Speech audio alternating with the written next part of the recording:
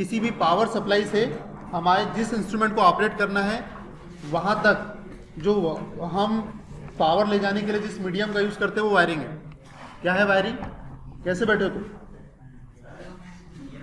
हाँ, अरे लगी तो ऐसे नहीं बैठ सकते ना भाई।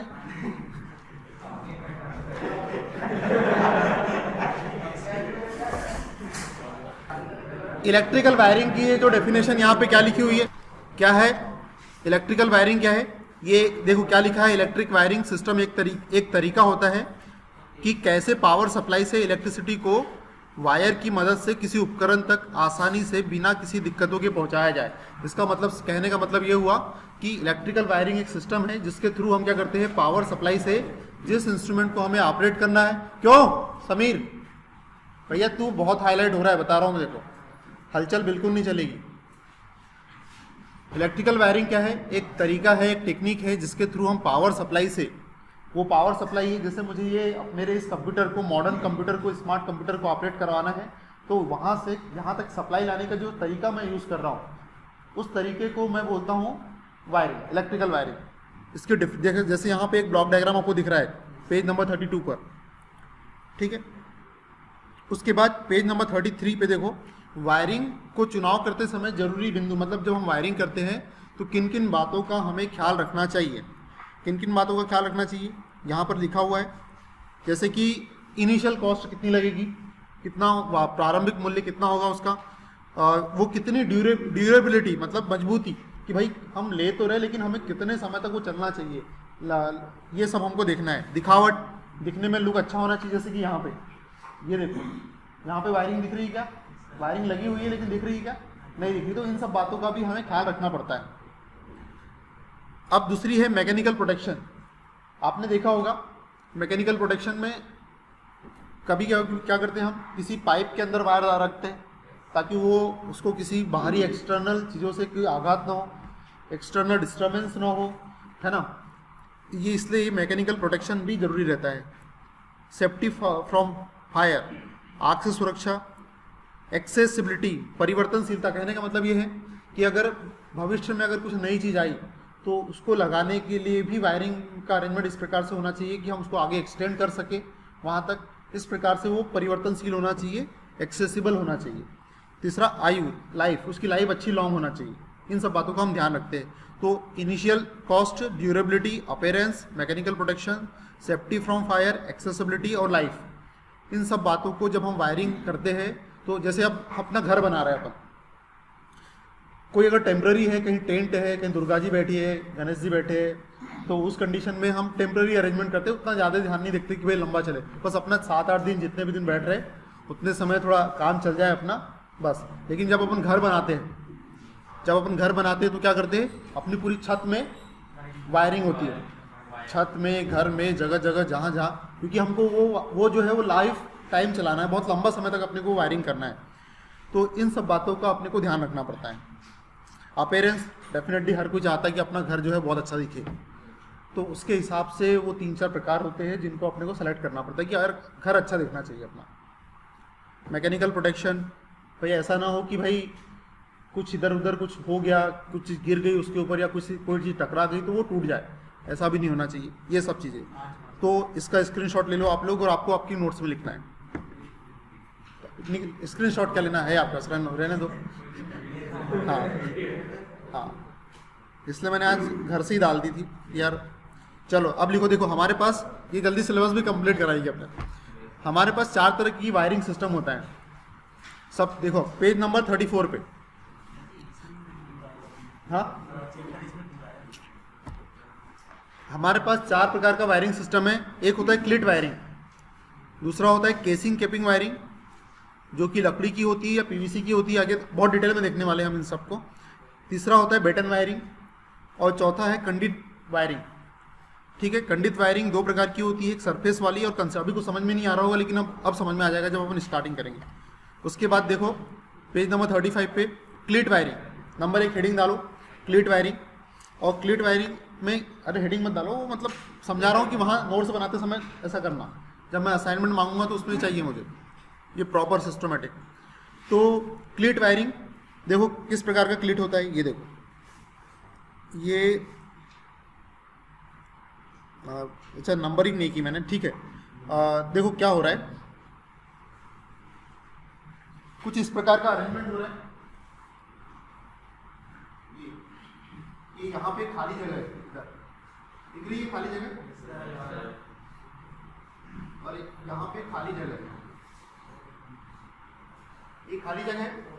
तो इस खाली जगह पे क्या करते हैं हम लोग, इतना स्पेस रहता है कि यहाँ पर हम एक वायर रख देते हैं। क्या करते हैं, जैसे कि ये वायर जा रहा है अपना, ये वायर है, लंबा वायर है, ये लंबा वायर है, और अपने को दीवार पर चिपकाना है। तो ये है क्लिप, ये है क्लिप, इसको लेंगे, यहाँ पर एक किल्ला काट देंगे, यहाँ पर एक किल्ला काट देंगे, स्क्रू कस देंगे जो भी, और ये जो वायरिंग है वो यहाँ लगा देंगे। ये जो वायर है, एक वायर अपना यहाँ से जाएगा, और एक वायर अपना यहाँ से जाएगा, एक वायर अपना यहाँ से जाएगा, और इसको अपन ये यहाँ पे हम स्क्रू से कस देंगे। और जो दूसरी वाली क्लिट दिख रही है आपको, देखो दूसरे केस में क्या हो रहा है, ये जो साइड में जो क्लिट रखी हुई है वो उसके ऊपर रख दी हमने। साइड में जो क्लिट दिख रही है आपको एक और, ये जो स्लाइड में जो क्लिट है वो अगली स्टेज में उसके ऊपर है, उसके ऊपर है, और अपन ने उसको स्क्रू से कस दिया, वो दीवार में ये होगी। अब आगे एक और फिगर देखो, ये देखो, ये पेज नंबर 36 पे देखो, पेज नंबर 36 पे देखो, दिखा दो अपन ने क्या किया है। ये कोई दीवार मान लो थोड़ी देर के लिए, तो क्या हो रहा है इसके ऊपर, वो देखो क्लिट को क्या किया अपन ने, ऐसे अरेंज कर दिया।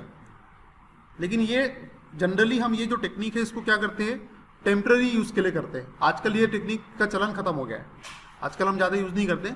हाँ, टेम्पररी जब सीरीज वीरीज लगाते हैं तो अपन देखते हो वो छोटी से कर देते हैं अपन, तो वो काम होता है बस। और ये जो एक चीज़ और, जो पेज नंबर 36 पे लिखा है कि दोनों क्लिट के बीच के ज़्यादा डिस्टेंस नहीं होना चाहिए, 60 सेंटीमीटर से ज़्यादा का ये नहीं होना चाहिए, ठीक है। दोनों के दो क्लिट के बीच में 60 सेंटीमीटर से ज़्यादा गैप नहीं होना चाहिए, अदरवाइज उनके बीच में सेक डेवलप होगा। सेक मतलब जो है ऐसा होता है सेक, हाँ क्या बोलते हैं उसको, झोल, हाँ बस समझ में आ गया क्या होता है, झोल प्रोड्यूस होता है वहाँ पे, सेक, ठीक है। अब क्लीट वायरिंग के उपयोग देखो कहाँ कहाँ यूज़ होती है, देखो लिखा है शादी पार्टी या निर्माण कार्य करते समय जो टेम्पररी हम अरेंजमेंट करते हैं वहाँ आज भी इसका यूज़ होता है, क्योंकि ये टेम्पररी अरेंजमेंट रहता है, बाद में अपन वो क्लिट को निकाल भी सकते हैं। ये लिखा भी है, पेज नंबर 37 पे जाओ, देखो यह वायरिंग अस्थायी वायरिंग के लिए उपयोग करते हैं, जैसे शादी पार्टी जैसी जगहों पे। अब इंग्लिश मीडियम वाले इंग्लिश में नोट्स बना लेना, मैं अलग से कुछ नहीं लिखा रहा हूँ, ये इतना सिंपल है कि आपको अलग से लिखाने की ज़रूरत नहीं है, आप अपने हिसाब से लिख सकते हो। निर्माण कार्य में अस्थायी वायरिंग के लिए भी हम इसका यूज़ करते हैं। पेज नंबर 37 पे देखो, आ जाओ पेज नंबर 37 पे, ये सारा काम हो रहा है। शादी में पार्टी, बेटा आए हो लेकिन एक भी हलचल नहीं होना चाहिए, तो लेट आए हो और ऊपर से हलचल हो तुम्हारे वजह से, वो बर्दाश्त नहीं होगी। इतना बोलने के बाद भी वही हालत है, चुपचाप आके बैठ जाओ ना यार। तो शादी पार्टी और निर्माण कार्य के लिए हम इसका यूज़ करेंगे। तुम्हारे ग्रुप पे इलेक्ट्रिकल 5th पे मैंने एक PDF भिजवाई है, उसके पेज नंबर 37 पे जाओ। फिर पेज नंबर 38 पे आओ, बेटन वायरिंग, ये वायरिंग का दूसरा टाइप है।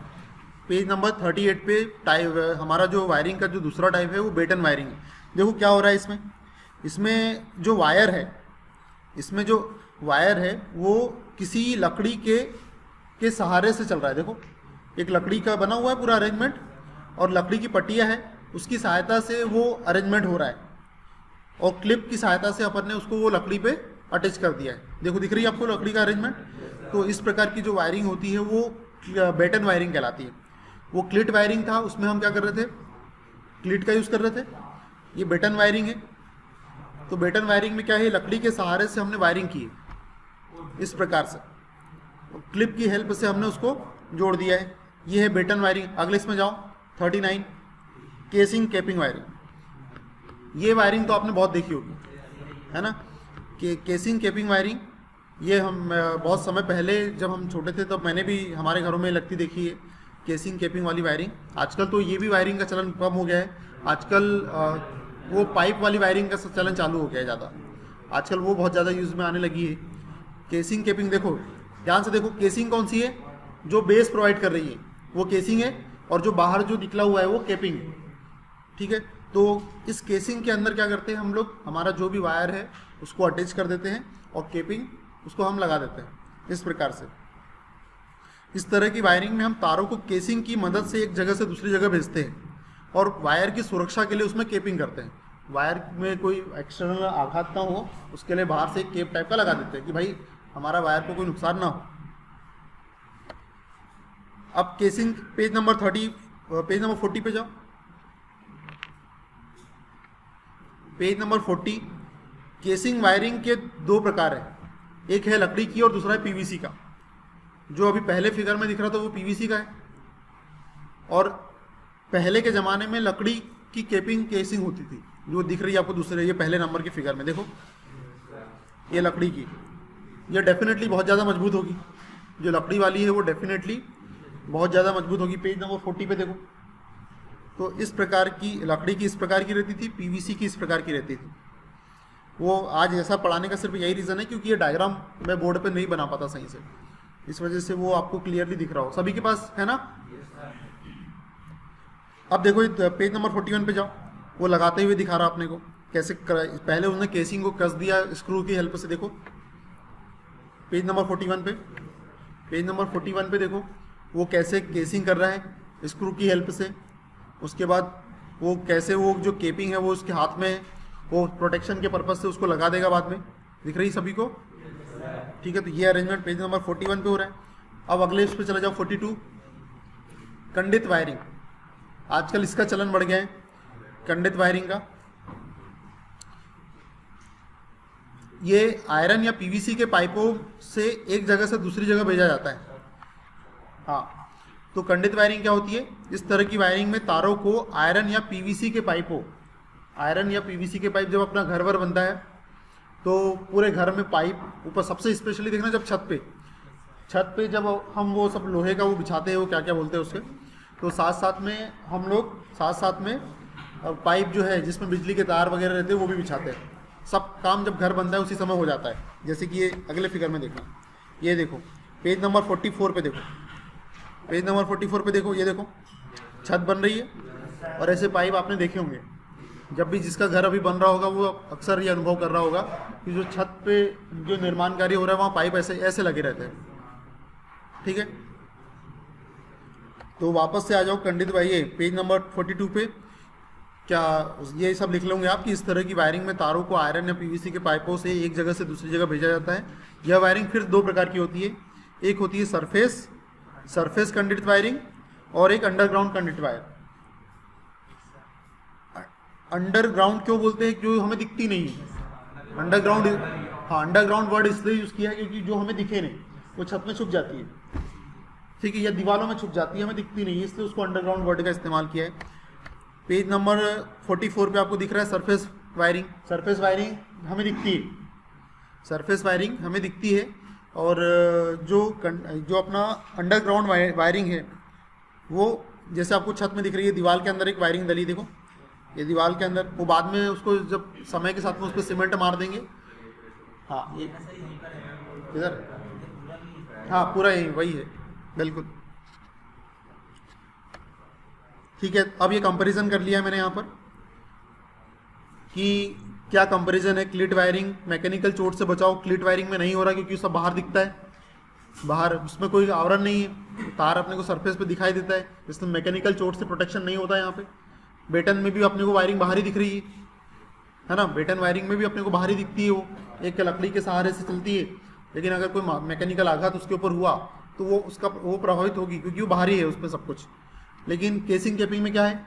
अंदर है, केसिंग कैपिंग में अंदर है। हेलो हेलो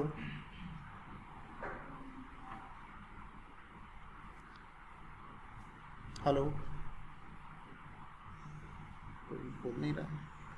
जो केसिंग कैपिंग वायरिंग होती है ये मैकेनिकल, इससे प्रोटेक्शन होता है क्योंकि उसमें केपिंग लगी रहती है बाहर, वो केपिंग के कारण वो तार हमें दिखता ही नहीं, वो सुरक्षित रहता है वो तार अंदर।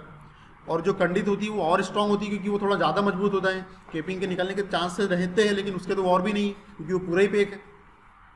आग से बचाओ, क्लिट में भी नहीं होता, बेटन में भी नहीं होता, केसिंग में भी नहीं होता, खंडित में हो सकता है यदि वो आयरन का बना हुआ है। खंडित में प्रोटेक्शन आग से हो सकता है यदि वो आयरन का वायर बना हुआ है, तो आयरन का पाइप है तो आग से भी बचा लेगा वो। ठीक है। विस्तार, क्लीट वायरिंग का विस्तार आसान है क्योंकि हमें दिखती है सब चीज। बेटन का भी आसान है। केसिंग केपिंग का थोड़ा मुश्किल है, लेकिन उसमें फिर भी वो केपिंग को निकाल के हम विस्तार कर सकते हैं। लेकिन खंडित में तो बिल्कुल पॉसिबल नहीं है। खंडित में तो वो पूरा अंदर रहता है, इसलिए वो थोड़ा सा मुश्किल काम है। तो संभव तो सब कुछ है, लेकिन थोड़ा सा मुश्किल काम है। हालांकि वहाँ भी अपन पॉइंट छोड़ देते हैं कि भाई कभी ऐसा कुछ हो गया तो कर ले। कारीगरों के प्रकार, इसमें उतने कुशल नहीं लगते क्लीट और बेटन में। केसिंग केपिंग में थोड़ी कुशल लगती है, उसमें बहुत कुशल लगते हैं। पेज नंबर 45 पे बात हो रही है। 45 पे ही हो ना सब लोग। कीमत सस्ती महंगी, बहुत महंगी, स्वाभाविक सी बात है। आयु 5 वर्ष, 15 वर्ष, 20 वर्ष, बहुत अधिक। मरम्मत सरल, कठिन बहुत कठिन। दिखावट खराब, ठीक, अच्छी बहुत अच्छी। प्रयोग अस्थाई, घरेलू व ऑफिस बिल्डिंग। क्लिट वायरिंग को हम अस्थाई, जहाँ पे हमें टेम्पररी काम करना है वहाँ करेंगे। बेटन वायरिंग घरेलू और ऑफिस बिल्डिंग में हम यूज़ करते हैं। केसिंग कैंपिंग को भी यहाँ पे यूज़ कर सकते हैं, मतलब तीनों को। लेकिन क्लिट वायरिंग को जनरली हम अस्थाई के लिए करते हैं। ठीक है, तो इसमें कुछ नहीं है। ये हो गया। बाकी फिर एडवांटेज है।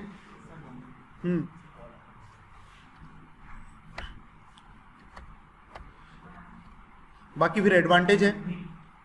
किसके एडवांटेज है? केसिंग केपिंग के। ये जो देखो हम क्या क्या यूज़ करते हैं। एक तो हम केसिंग केपिंग का बहुत ज़्यादा यूज़ करते हैं। कंडक्ट वायरिंग का हम बहुत ज़्यादा यूज़ करते हैं। और सीथेड वाइंडिंग, ये हम बाद में बताएंगे कि क्या है। ये वैसे पावर सिस्टम 1 या 2 में आपको सर ने पढ़ाया होगा। केबल पढ़ाया था क्या? केबल वाला टॉपिक पढ़ाया था सर ने? हाँ, चलो बाद में बात करेंगे। तो ये इन दोनों वायरिंग अरेंजमेंट से थोड़ी सस्ती होती है। चलो ये तो कर लेना, इसमें कुछ है नहीं विशेष।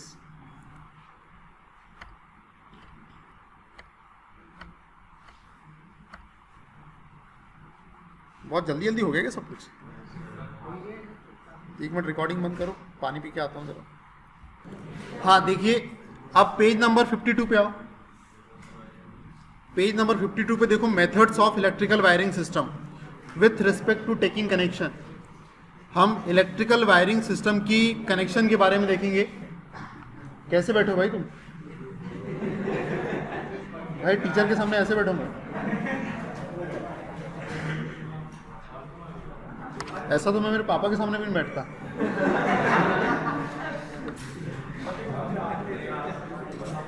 हाँ, इलेक्ट्रिकल वायरिंग के कनेक्शन के आधार पर हम प्रकार देख रहे हैं।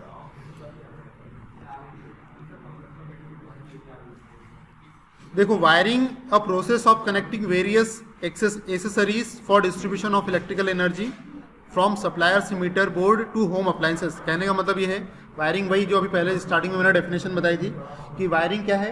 एक प्रोसेस है जिसके थ्रू हम क्या करते हैं, पावर सप्लाई से हम जिस भी इंस्ट्रूमेंट को या जिस भी डिवाइस को ऑपरेट करना चाहते हैं वहाँ तक कैसे कनेक्शन करें, उसकी टेक्निक है। ठीक है। और इसमें जो कनेक्शन होता है इलेक्ट्रिकल अप्लायंसेस से, जो कनेक्शन होता है उसके कुछ प्रकार है। जैसे कि नंबर 1 पे है ज्वाइंट बॉक्स सिस्टम, ये लिखा है नंबर 1 पे, या फिर टी सिस्टम बोलते हैं उसको। और दूसरा होता है लूप इन सिस्टम। ये दो प्रकार के तरीके से हम किसी भी अप्लायंसेस से सप्लाई का कनेक्शन करते हैं। ज्वाइंट बॉक्स सिस्टम या फिर टी सिस्टम एक ही बात है, या लूप इन सिस्टम। क्यों मुझे भिन्न भिन्न आवाज क्यों आ रही है यार? तो पहले पे, अब पेज नंबर 53 पे जाओ, हेडिंग डालो ज्वाइंट, हेडिंग डालो मत, सिर्फ देखो ज्वाइंट बॉक्स या टी या ज्वाइंटिंग सिस्टम। ये ज्वाइंट बॉक्स या टी सिस्टम क्या है, देखो ध्यान से। ये जो पेज है उसमें जो साइड में आपको जो कनेक्शन दिख रहे हैं उसको जूम करके देखो जरा।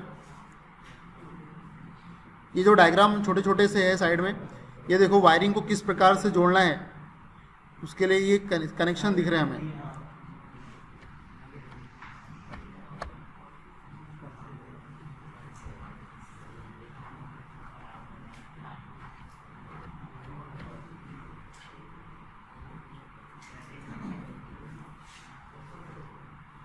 हाँ, तो इस प्रकार के कुछ कनेक्शन होते हैं जो कि ज्वाइंट कनेक्शन कहलाते हैं। उसके लिए आप क्या करो, ये ज्वाइंट बॉक्स सिस्टम का एक डायग्राम बना हुआ है, ज्वाइंट बॉक्स सिस्टम का एक डायग्राम बना हुआ है उसी पेज पर।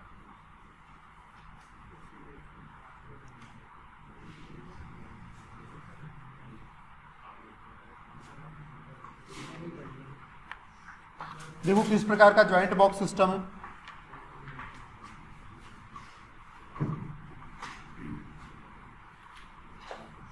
ये ज्वाइंट बॉक्स सिस्टम कुछ इस प्रकार का है।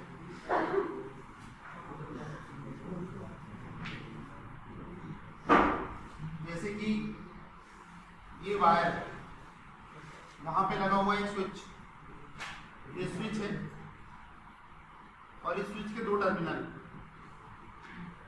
यहाँ एक बल्ब लगा हुआ है, ये बल्ब के दो टर्मिनल। अब ये जो स्विच है, ये स्विच जो है और ये जो बल्ब है, इसमें एक फेस का वायर होगा और एक न्यूट्रल का वायर होगा, यहाँ भी एक फेस का वायर होगा और एक न्यूट्रल का वायर होगा।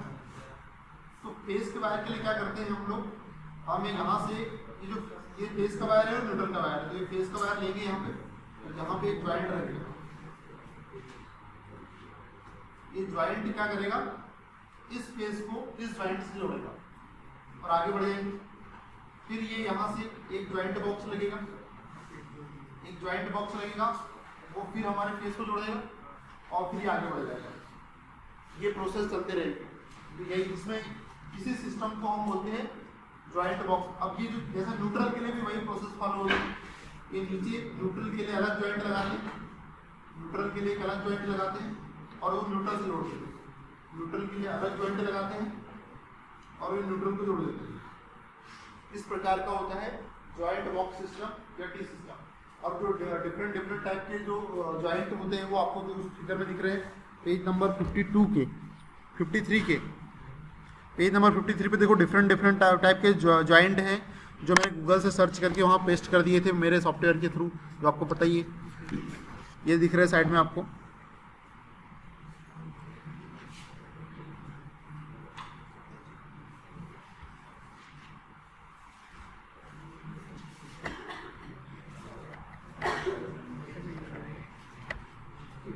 ये डायग्राम बना लेना आप लोगों ने।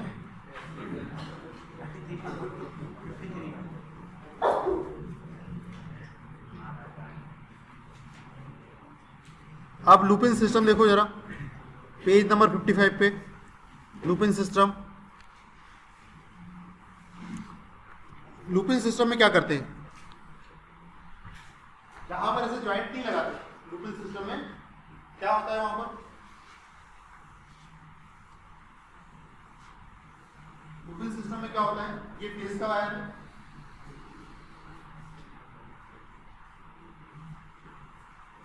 ये फेस का वायर है और ये न्यूट्रल का वायर है। ये बल्ब है यहाँ पर, एक फेस का वायर, एक न्यूट्रल का, एक दूसरा बल्ब है, एक फेस है एक न्यूट्रल है।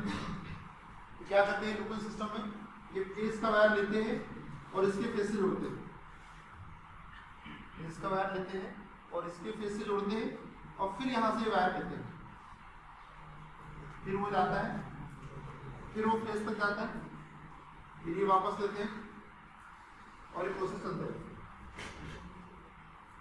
इसमें क्या होता है, सब सीरीज में आ जाता है। फिर उसके बाद न्यूट्रल के लिए भी वही करते हैं, न्यूट्रल, फिर वापस न्यूट्रल को इसमें आएगा, फिर ये न्यूट्रल। इसमें क्या लूप दिख रहा है आपको, लूप टाइप का बनता दिख रहा है, ये लूप बन गया, ये लूप बन गया, तो इसलिए इसको लूपिंग सिस्टम बोलते हैं। इस सिस्टम और उस सिस्टम में क्या डिफरेंस है, इस सिस्टम में ज़्यादा वायर लगेगा अपने को, उस सिस्टम में कम वायर लगेगा, लेकिन वहाँ ज्वाइंट खरीदना पड़ेगा, ज्वाइंट बॉक्स खरीदना पड़ेगा, ले दे के बराबर बात हो जाती है, ले दे के।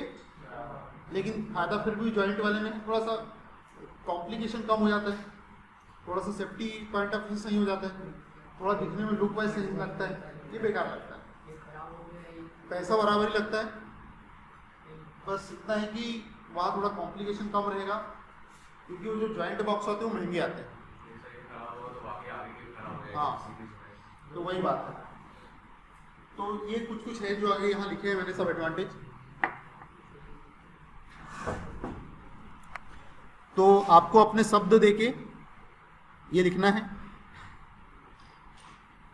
दोनों के डायग्राम बने हुए लूपिंग सिस्टम के, और इस प्रकार से आज के लिए ये सब्जेक्ट समाप्त होता है। यूनिट 3 नहीं हुई अभी, और है, ठीक है, लेकिन एक दिन में इतना आगे नहीं बढ़ना चाहिए। अपन अपना हाँ ये लिखना भी है तुम लोगों को, ठीक है, इसलिए मैं ये सब्जेक्ट खत्म करके अब कंट्रोल सिस्टम पढ़ेंगे। हाँ यूनिट 3 पिछले बार तक ये सब्जेक्ट का नाम एस्टिमेशन एंड कॉस्टिंग था, इस सब्जेक्ट का नाम बदल के एस्टिमेशन कॉस्टिंग एंड कॉन्ट्रैक्टिंग हो गया है।